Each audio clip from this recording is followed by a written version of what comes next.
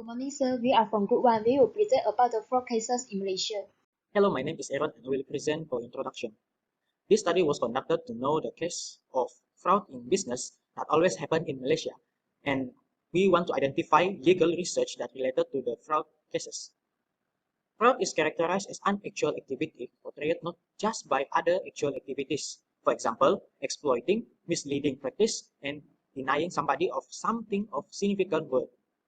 We can define fraud as any deliberate action taken by an individual or a group of individuals with the objective of deceiving another party. Next, fraud is one of the leading causes of a company failure in strategic activities and its several circumstances, and it can throw the entire firm out of business, which is the firm may not succeed if fraud prevention measures are not implemented. Lastly, we will review the trademark assignment fraud, land fraud, sales and purchase fraud, and trademark fraud. Good morning, sir. My name is Han Jie-Ying, with matric number AP180531. I will talk about the trademark assignment fraud. Trademark assignment is a written document that exists in the transfer of a well-known word, phrase, symbol, or design from one owner to another. In this case, GS Yosa Corporation, the plaintiff, sought to have the trademark GC Premium High Power for goods in Class 09 in the name of GPI Marketing Malaysia Sdn Bhd, the defendant, expelled from the register of trademark. Problem: whether the plaintiff can deprive the defendant of the registered trademark for three reasons. For the reason 1, plaintiff successful showing that the defendant obtained the registered trademark by defrauding the registrar. Thus, the court determined that OBI defrauded the registrar to obtain the defendant registered trademark. For the reason 2, the plaintiff successful demonstrating the possibility of deceit and or confusion which an invites. Thus, the court found that the defendant registered trademark did violate Section 14(1)(a) of the TMA. For reason 3, defendant failed to present documentary evidence of their trademark being used during business in Malaysia to discriminate their commodity from those of others. Thus, the court decided against the defendant's arguments. The court concluded that the assignment between OBI and the defendant was a sham for the following reasons. First, it would not make commercial sense for OBI to assign the trademark to the defendant for a mere 10 ringgit. If the trademark there was another trademark assigned concurrently which the mark in dispute were legitimate and had substantial goodwill. Second, before the assignment was finalized, there was no proof of any negotiation between OBI and the defendant. Third, the defendant payment of 10 ringgit to OBI as significant consideration for the assignment was not supported by documentary evidence. Last, the assignment was signed on September 1, 2010. However, the defendant mark was only transferred to the register on December 4, 2012. As a result, the assignment took an abnormally long time to be recorded in register, taking more than 2 years and 3 months. Assalamualaikum to Dr. Nazir. Now I will proceed to my part, which is indefensibility about fraud, that is land lost through fraud. So my name is Intan Syahda binti Ahmad Fauzi. My matric number is AP180413. The land loss fraud through fraud is in Malaysia. Land fraud has been rampant for past 15 years. It was an unintended result of the Federal Court Ordinary Properties Judgment. The primary issue of this case was the property was fraudulently transferred without the knowledge of the owner using a falsified instrument. The property was purchased by a third party bona fide buyer for fair market value. This case reviewed by the case from Tan Yee Hong versus Tan Sian Sian. So in section 340 subsection 1,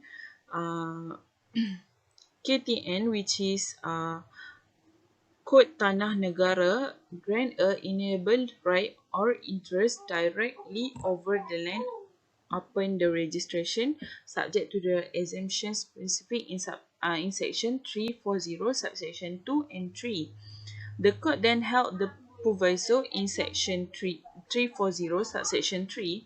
The Kod Tanah Negara safeguard such title from dispute. The issue is whether the proviso to section 340 subsection 3 apply to other section of as section 340, particularly to section 340 subsection 2b. According to the proviso, it is obviously from the authorities that the proviso to subsection does not extend to other subsection, and the proviso is exception to the provision that come before it, not to other provision. Therefore, the proviso to section 340 subsection 3 Kod Tanah Negara is directly against section 340 subsection 3 only and not to the preceding subsection. So, although section 340 subsection 3A and B relate in conditions set out in section 340 subsection 2, it is limited to transfer the subsequent interest on interest to the land. According to the law, if the decision sought to be rejected is incorrect, ambiguous or unfair, this decision may depart from a previous decision. Given that it is clear that the Federal Court in the ordinary properties case was wrong interpret section 340 subsection 1, 2 and 3 Kod Tanah Negara and therefore reach a decision which is wrong that the proviso to section 340 subsection 3 also apply to section 340 subsection 2. This offends the best interest of all registered owner. This should be fixed. According to the fact of this case by the case of Tan in 2010, none is dispute that the two charges are registered for the respondent answer is based on the instrument that invalid by such instrument are not executed by the appellant or the plaintiff. According to the fact of this case, there is no doubt that the two allegations filed against the third respondent are based on instruments that are invalid due to the applicant failure to execute the instrument. As the result of the charge based on invalid instrument, both charges in this case may be set aside under section 340 subsection 2. The proviso to section 340 subsection 3, Kod Tanah Negara cannot be used by the third respondent because it is the immediate holder of this mortgage. The fact the third respondent has vested interest in the outcome. As the result, such execution can be dismissed over the objection of the registered owner, who is the applicant. Nur Iqbal bin Ismail, and my matric card number is CP190057. I will explain about the case between Nadasen Sukalingam versus Guangzhou Seng Company Sdn Bhd. The court case explained that the plaintiff and the defendant signed a sale and purchase agreement on 12 January 1973. Second is plaintiff had completed the entire payment on 31st December 1978. Next, the defendant 1 had informed plaintiff that the grant for the property had been lost. So, the decision had been made is defendant was represented by SD1, who claimed he was a director to defendant 1. According to the Companies Act 1965, it shall be an offence for a bankrupt not to be discharged as a director of a company. SD1 was not a person qualified to testify on behalf of defendant 1. It was therefore decided that the entire evidence of SD1 was dismissed. This means that there is no direct evidence from defendant 1 to refute the plaintiff evidence other than what is stated in the statement of defense. Next, the Insolvency Department of Malaysia, JIM, was present on behalf of defendant 2 and argued that there was no case to answer. Therefore, this court accepted the plaintiff's evidence as true as no contradictory evidence was adduced by defendant 2. This court also made an adverse inference against defendant 2 for issues raised by plaintiff. The plaintiff was never instructed to vacate the property or pay any rent to defendant 1 and defendant 2. Further strengthens the plaintiff's evidence that the property was indeed sold to the plaintiff. Also, since the plaintiff has paid the full price for the property, the plaintiff is beneficial owner while defendant 1 is the bare trustee of the property until the transfer to the plaintiff is completed. Some defects such as defendant's second signatures on his salary slip significantly different. ST2 fails to explain about these defects. Therefore, defendant 3 cannot state that defendant 3 is a bona fide charge with value. Plaintiff only knew that the property had been transferred to the defendant 2 when plaintiff made a check at the land office in December 2005 and a formal research on 11 January 2006. Therefore, only 11 January 2006 did plaintiff know his rights were denied when the property was transferred to Defendant 2 on 19 January 2005, and simultaneously the property was mortgaged to Defendant 3 on the same day. This means that the plaintiff's contract-based cause of action between the plaintiff and defendant commenced on 11 January 2006. Thank you. Assalamualaikum to Sir Nazir. My name is Ahmad Zaini bin Muhammad Tajuddin with metric number CP160072. The case is about the plaintiff was appealing the decision of the Registrar of Trademarks following the registration of the defendant's trademark application and dismissing the plaintiff's opposition to the registration of the subject mark.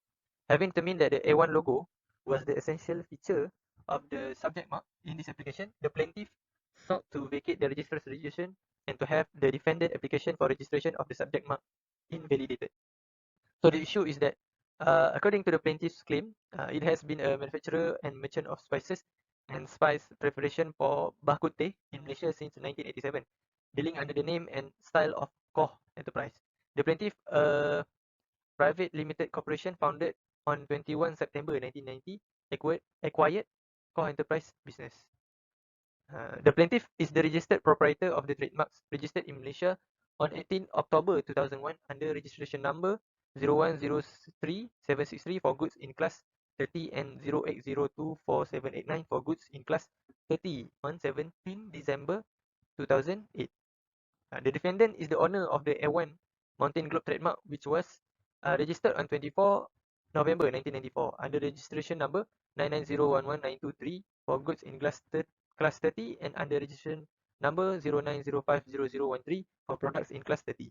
On 22 January 2009, the defendant filed application number 09050016 in class 30 for the registration of the subject mark in relation to Bak Teh spices.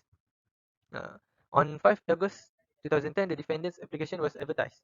On 17 September 2010, during the advertisement process, the plaintiff filed a notice of objection.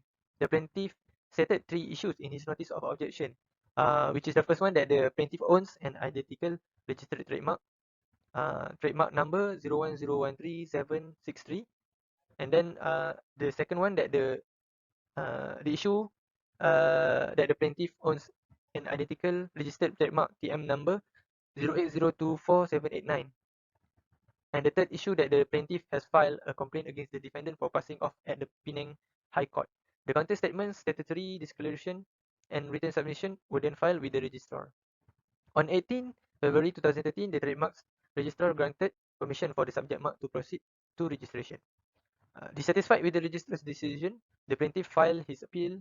The plaintiff limits its application in this appeal to ground number 2, issue number 2, which is that the plaintiff owns a similar registered trademark on the register, trademark number 08024789. For the application of law, the registrar's judgment is built on incorrect facts and is based on an incorrect interpretation of the law.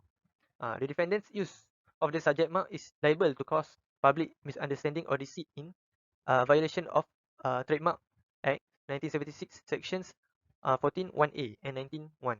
As a result, the defendant's trademark application number 09050016 is unregisterable, and the registrar's decision to register is legally incorrect. The plaintiff's appeal is granted and the original summons is granted with cause. Given that the court have granted the appeal based on section 14(1)(a) and 19(1) of the TMA 1976, the court is not required to evaluate these objections based on sections 25(1) and 10(1)(e) of the Trademark Act 1976. As a conclusion, from the fraud cases that have been reviewed, we can learn that different frauds have different regulation of the related laws. Then, fraud will lead business facing financial loss and loss of market confidence. Therefore, a fraud case should be addressed seriously in order to minimize direct financial losses, reputational harm, and damage relationship with stockholders such as consumers, funders, and other business partners. And as a suggestion, we must recognize that fraud can come from anywhere, including customer, employee, supplies, and third parties that are not related to the business.